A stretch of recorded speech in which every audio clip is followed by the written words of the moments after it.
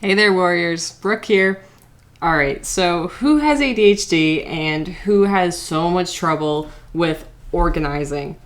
Now, when I say organizing, we can be organized, but when we get organized, we have to get reorganized again and again and again. It's like an endless loop.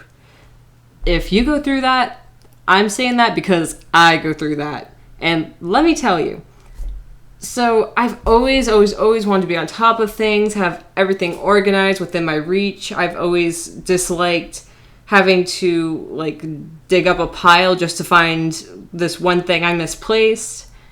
So over the years, I've come up with so many methods and I keep on changing again. For one example is I always change my room. And I always say that's because my mind always grows and changes, which is probably one example, but it's also with the ADHD and needing to be in the right space where your headspace is.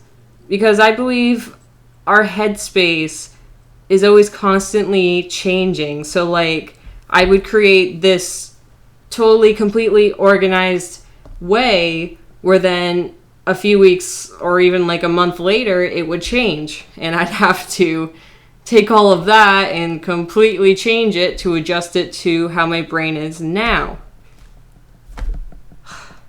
It's a struggle. Just like me doing this channel, this is actually a good example, but also like a time capsule to see where I will be in the future. Because I'm always looking for and finding so many other new ways and tools of how to always improve myself. So an example of a way that my brain used to be for a way for me to be organized is, you guys know, I'm a huge person of loving to just learn information. So I was like, okay. How about I just write them all down? But if I want to write them all down, I can't have them in a regular spiral notebook because one, I'm a lefty, it would hurt my arm here. And two, it's a huge notebook, and I found that all of that, if I just look at it later, I would get so overwhelmed and never look at it again because there's so much information on that page. So what I did was I bought 3 drawers, top shop, completely full of little notebooks. Little notebooks are great because you can have different categories. Yeah. And they're smaller, so your ADHD brain isn't as overwhelmed. And I actually put this information here upside down so the spiral doesn't interfere with my left hand, which is what I use to write with. That idea went out the window because I didn't have the motivation to write. I didn't have the motivation to write in any of these notebooks, so I just have all of these pretty notebooks that I bought, hoping that one day my brain will be like, oh wait, that was a good idea, and I do want to write everything in it. I don't think that's going to happen very soon because of my eggs in my hands. It hurts to hold anything, or a flare-up, is so easy to get. I can't even hold my phone because, I actually got this stand from the dollar store, which works great if you'd want to try it yourself. And so I don't have to hold it. And I also have one of these nifty-difty felt pens, whatever it's called, stylus. So, I have my methods, but it's I'm just laughing at myself because of how many times I've redone my room, I've redone all of my tactics of how to be organized. So, right now, also as a time capsule for myself, what works for me best is to use my own DIY whiteboards. And when I say whiteboards, I mean it actually works as a whiteboard. So let me show you. So right behind you guys, I have on my wall 2 more sets of these, all color-coded as the days of the week. And you can see it's a pretty simple DIY. It's 2 index cards with a paper clip. I was going to say a thunder clip. Ooh. And this is what's helping it hang up onto the wall, so I can always take it on and off whenever I need to write on it. And this is also saving paper. So how did I make this into a whiteboard? You can see it's a bit glossy. Well, what I did is I used a big roll of tape. Don't use the little ones. Use the big one. And you just put it across the paper, tape it to the back, as you can see right here. And there you go. And literally, I can show you. Expo marker. Right on it. Take it right off. See?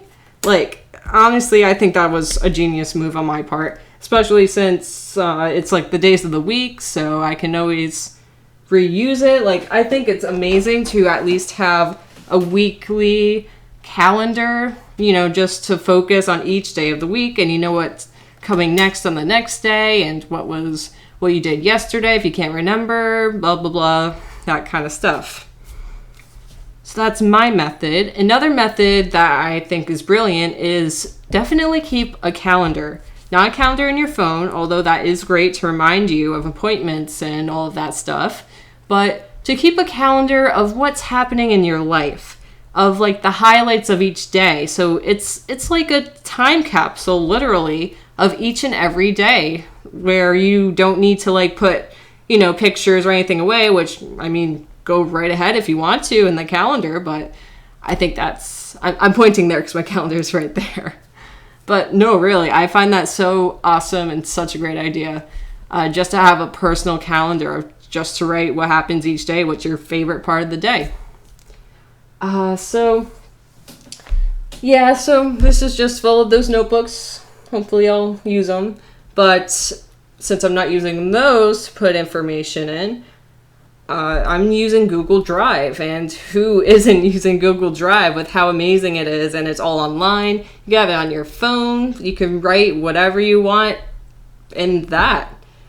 So that's what I'm using, and I'm actually using Google Excel. I think that's what it's called. It's like A, B, C, D, all the way to Z, and then it's numbers on this side, and it's little columns, little squares that you could put information in if you have a lot of information. So that's one of my methods. And I am also definitely sticking to this method since index cards are so much better to use with someone who has ADHD, because using a full-on notebook, regular size notebook, we get so overwhelmed with seeing all of that information on that page that we won't even want to read it. So that is why it's smart and better to just go with index cards. So you know, and you could just see all the information just right there, and also in color code so that your brain isn't overwhelmed and it's entertained, and it knows if you want to put like different topics with each color, you know what you're already in for. So I really just wanted to share those methods since I find it so difficult with being still, with being organized with having ADHD. Oh, and also a big one is, actually I did say this in one of my past videos. Well, anyway, since we are on the topic, we're always like using something and then we just have to put it to the side. We have to get it out of our hands. We can't have anything on our lap because we'll forget about it. So I say have a designated basket where you just put it there and put it back later. So everything is in one place and it's not scattered, so everything is a mess and you have no idea where that thing is that you put down that you need to use at a later time. What are your methods of staying organized? Did any of my tips help you? Let me know. Let's work together and just see like what works, what doesn't. actually, what I didn't actually, what I just discovered that helped me with spreading out my thoughts, because, you know, you're just in this mindset, you're like, okay, this works for me, but to really expand your thoughts and thinking, I absolutely recommend like a graph. So like there are like so many graphs, and I might be saying the wrong word, but so like if you have like actually I could write it on here for you. So there are like all these different kinds of graphs that I actually found. You can easily look it up on the internet, and you can just put one thought in while you connect it to the other ones, and you keep going and going when your mind sparks with an idea for each. So like the middle one is the main topic connected to another topic. So let's say I'm going food shopping, and say I need red foods, for example, and then you put another line with a bubble, and you do all these other little ones connecting to this one that are red foods. And I find that to be such a great practice, especially, but also to just have it right there, and it's an easy map. That's what I find that us ADHD people really need, is a map as to how, because we always get lost. We always do get lost. So we need a map of things that are simple and clear and open.